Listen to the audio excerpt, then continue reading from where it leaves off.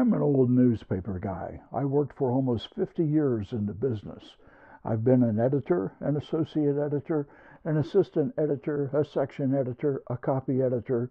I've also been a photographer, a reporter, and I even had a few years' experience as a cartoonist and graphic artist when I first started.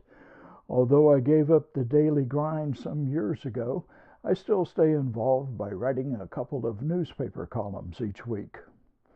Yesterday, I finished my 2070th column in this current series. Altogether, I've probably written somewhere in the neighborhood of 4,000 columns or so. Other writers sometimes ask me how I come up with so many ideas to write about and how I deal with writer's block. The almost legendary writer's block occurs when a writer can't come up with anything to write about. Experts talk about analysis paralysis, distraction, procrastination, burnout, and an endless parade of feeble excuses. Wouldn't it be great if you could just fix writer's block with something simple like a screwdriver?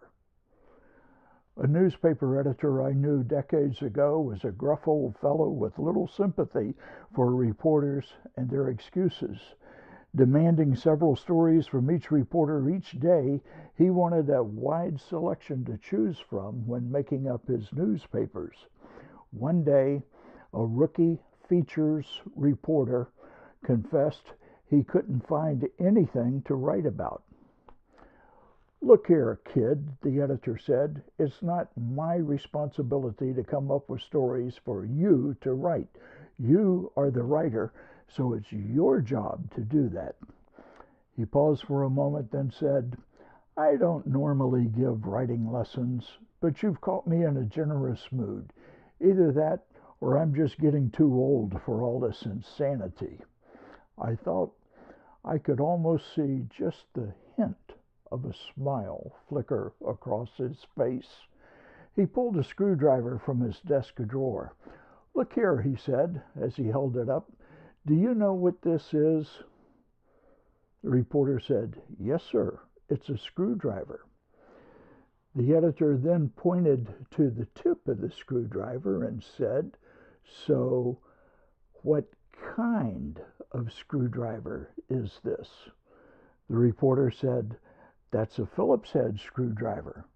"Right," the editor exclaimed. "It's got a Phillips head on it. Now, do you know why it's called a Phillips head?" "No, sir, I don't," the reporter answered. "Well, neither do I, son," the editor exclaimed. "But I'd be curious as to why it's called a Phillips head. And I'd bet $1 against a penny that many of our readers would be curious too, don't you think?" "Yes, sir," the rookie said as he suddenly understood and his face lit up. "Okay, you've got your story idea. Check it out, write about it, and don't ever tell me you can't find something to write about. There are 100 more ideas right in this office, 1,000 ideas in the whole building, and 1,000,000 ideas outside that front door. Got it?" "Got it," the reporter said, checking his watch. "I'll have a story for you in an hour." The editor said, "Make it 45 minutes, kid. I don't have all day to fiddle around. I've got a newspaper to put out." I watched that little story unfold right in front of me, and perhaps because of that, I have never lacked for anything to write about. And now you can make that same claim because, well, it actually turns out that you can fix writer's block with something as simple as a screwdriver. If you like these little videos, how about punching the like button? You might even choose to subscribe. That would be super nice of you. Until next time, here's wishing peace and prosperity to everyone, everywhere.